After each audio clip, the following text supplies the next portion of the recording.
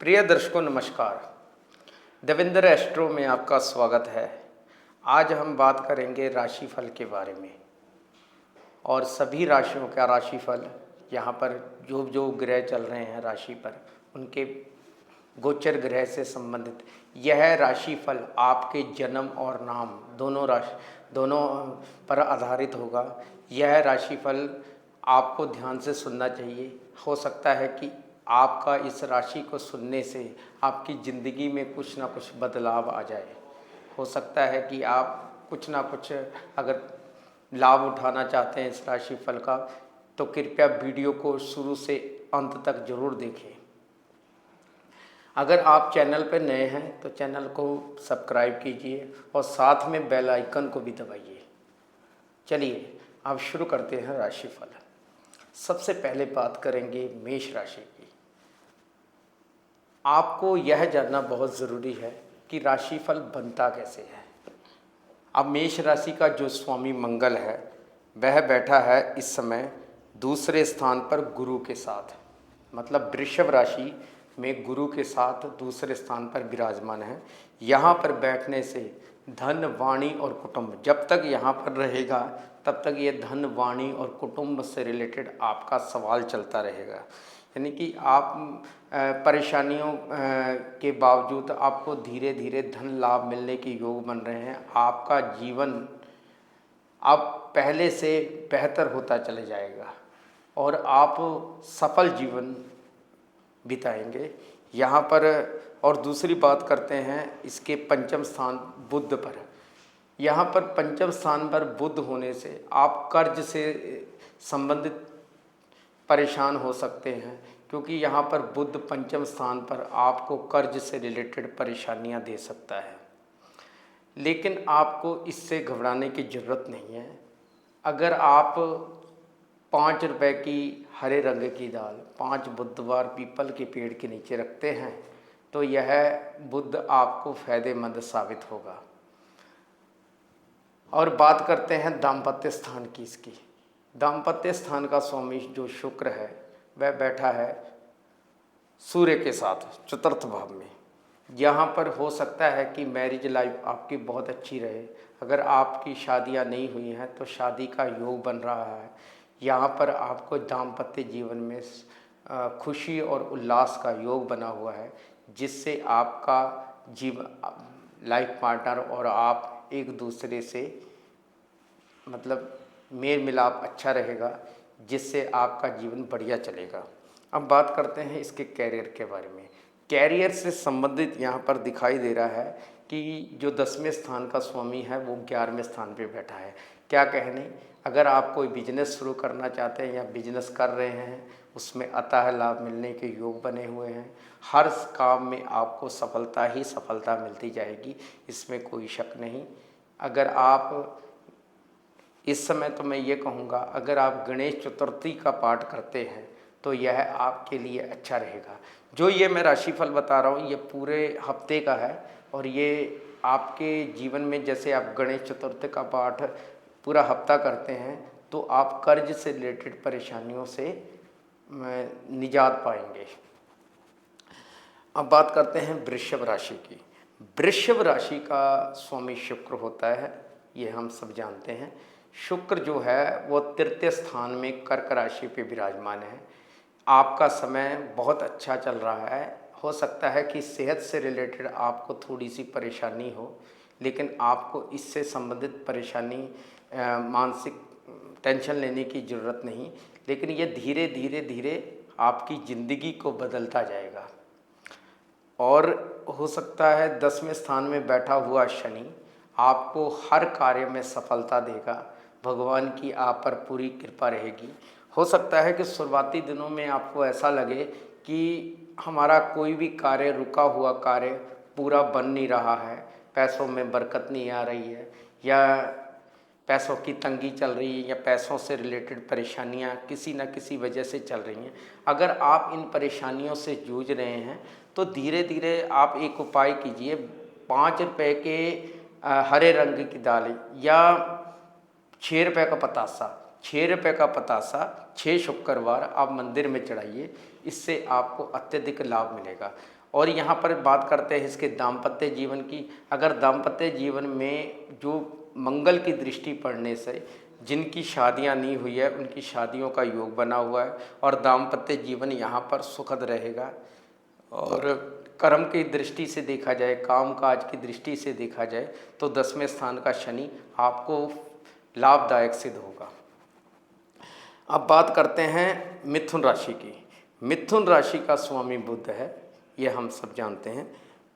बुध जो है इस समय तीसरे स्थान पर विराजमान है। मैंने बताया कि लगन का मालिक तीसरे और 11वें, तीसरे और 11वें स्थान में अगर लगन का मालिक है या छठे 8वें 12वें में लगन का मालिक अच्छा नहीं होता, लेकिन यहाँ पर तीसरे स्थान पर बैठने से आपको उत्साह में वृद्धि रहेगी। आपका समय अच्छा है। अगर आप कोई कार्य कर रहे हैं या बिजनेस या व्यापार या नौकरी कुछ भी कर रहे हैं उसमें आपको सफलता का योग बना हुआ है। और दाम्पत्य जीवन की दृष्टि से देखा जाए, यहाँ पर जो गुरु की जो बैठा हुआ है, हो सकता है जीवन साथी से थोड़ा सा मनमुटाव हो, लेकिन ये धीरे धीरे धीरे करके ये बृहस्पति अच्छा फल देने लग जाएगा। और कामकाज की दृष्टि से भी आपका समय शुभ है। और अगर आप किसी भी प्रकार की मानसिक कष्ट से अगर गुजर रहे हैं या कोई चीज़ की आपको चिंता है तो आप 23 रुपये का चारा 5 बुधवार गाय को खिलाएं। यह आपके काम काज की दृष्टि और दाम्पत्य जीवन के लिए शुभ रहेगा। अब बात करते हैं कर्क राशि की। कर्क राशि का स्वामी चंद्रमा होता है। कर्क राशि का स्वामी चंद्रमा 7वें भाव पे है। यहाँ पर जो आपका सवाल बन रहा है वह बन रहा है दाम्पत्य जीवन को लेके, नौकरी को लेके, कामकाज को लेके। अगर आपको स्त्री संबंधी कोई भी परेशानी चल रही है, स्त्री से संबंधित अगर आपको कोई भी दिक्कत चल रही है तो आपको इससे परेशान होने की ज़रूरत नहीं। तो यह समय चंद्रमा यहाँ पर हटेगा 2.25 दिन के बाद, तो आपकी ये परेशानी हल होगी। तो यहाँ पर दूसरी बात करेंगे यहाँ पर दाम्पत्य कामकाज को लेके। यहाँ पर शनि का ढैया होने के कारण हो सकता है कि आपका धन नाजायज कामों में खर्च हो या आपको धन से संबंधित परेशानियाँ चल रही हों, लेकिन धीरे धीरे धीरे करके माँ दुर्गा की कृपा आप पर होगी। अगर आप दुर्गा सप्तशती का पाठ करते हैं तो यह आपके लिए बहुत अच्छा रहेगा और ये आपके लिए बहुत लाभदायक सिद्ध होगा। अब बात करते हैं सिंह राशि की। सिंह राशि का स्वामी सूर्य 12वें स्थान में विराजमान है। आपका खर्च नाजायज हो रहा है, यानी कि डॉक्टरी खर्च कह लो, फालतू का खर्च कह लो, मतलब किसी न किसी तरीके से आपका पैसा कहीं ना कहीं वेस्ट हो रहा है। लेकिन यह आपको परेशान होने की ज़रूरत नहीं, क्योंकि लगन का मालिक 12वें स्थान में है। यहाँ 12वें स्थान में लगन का मालिक होने से अगर आपका नाजायज खर्चा भी हो रहा है तो आपको परेशान होने की ज़रूरत नहीं, क्योंकि यह संक्रांत है। जब तक यह संक्रांत रहेगी तब तक आपका यह समय खराब रहेगा। जैसे ही कर्क राशि से उठकर सूर्य सिंह राशि में जाएंगे वैसे ही आपका समय अच्छा हो जाएगा। और दाम्पत्य जीवन की दृष्टि से देखा जाए तो यहाँ पर शनि अपनी राशि का बैठा हुआ है 7वें स्थान पर। दाम्पत्य जीवन सुखद रहेगा और कामकाज की दृष्टि से भी ये अच्छा रहेगा। सिर्फ खर्चों की अधिकता के कारण थोड़ा मानसिक परेशानी हो सकती है, लेकिन आप शिव चालीसा का पाठ कीजिए, यह आपके लिए अच्छा रहेगा। अब बात करते हैं कन्या राशि की। कन्या राशि का स्वामी बुध है। कन्या राशि का स्वामी बुध अपने से 12वें स्थान में। यहाँ पर भी वही समस्या है कि खर्च अधिक होने के कारण या खर्च नाजायज होने के कारण आप हो सकता है मानसिक परेशानी से गुजरे। आपका खर्चा ज़्यादा होने की वजह से आपको पैसों की तंगी भी महसूस हो या पैसे आपको लगे कि पैसा ज़्यादा खर्च हो रहा है, यहाँ पर जब तक ये बुध यहाँ पर रहेगा। और दूसरी बात यह है कि यहाँ पर कन्या राशि दाम्पत्य स्थान देखा जाए तो 7वें भाव में राहु। अगर आप अपने जीवन साथी के साथ बहसते नहीं हैं, अगर आप उस बात को प्रेम पूर्वक महसूस करते हैं या प्रेम पूर्वक उसके साथ बिताते हैं तो यह राहु अच्छा रहेगा। अन्यथा अगर आप उसके साथ किसी न किसी प्रकार की बहस करेंगे तो यह राहु सप्तम स्थान पर आपके दाम्पत्य जीवन को परेशानी दे सकता है। यहाँ पर आपको इस बात का ख्याल रखना चाहिए क्योंकि सप्तम भाव में राहु विराजमान है। तो यहाँ पर एक चीज़ और भी है, कामकाज की दृष्टि से जो बुध का, जहाँ पर बुध बैठा हुआ है वह 12वें स्थान पे, कामकाज के लिए आपको अपने सीनियर या अफसरों या ग्राहकों पर ध्यान देना चाहिए। आपको अपने कामकाज पर अगर आप पूरा ध्यान देते हैं तो यह समय आपके बिजनेस और कामकाज और नौकरी के लिए अच्छा रहेगा। अब बात करते हैं तुला राशि की। तुला राशि का स्वामी शुक्र है और शुक्र बैठा है 10वें स्थान पे। यहाँ पर जो आपको परेशानी चल रही है वो चल रही है कामकाज से रिलेटेड। अगर आप कामकाज से रिलेटेड या आप कोई भी कार्य पूरा नहीं कर पा रहे हैं तो आपको इससे परेशान होने की ज़रूरत नहीं है। और दूसरी बात यह है कि यहाँ पर आपका पंचम स्थान का जो स्वामी है, यहाँ पंचम स्थान का स्वामी आपका पंचम स्थान पर बैठा है। संतान की दृष्टि से यह शुभ है, विद्या की दृष्टि से यह शुभ है। और यहाँ पर दाम्पत्य स्थान पर शनि की दृष्टि होने के कारण हो सकता है कि आपको दाम्पत्य जीवन साथी के प्रति थोड़ी सी परेशानी रहे, लेकिन यह समय होते धीरे धीरे आपकी मानसिकता से चली जाएगी। और यहाँ पर एक चीज़ और भी मैं कहना चाहूँगा, अगर आप यहाँ पर शुक्रवार को 6 रुपये का पतासा 6 शुक्रवार मंदिर में चढ़ाते हैं तो यह आपके कामकाज की दृष्टि के लिए शुभ रहेगा। और बात करते हैं वृश्चिक राशि की।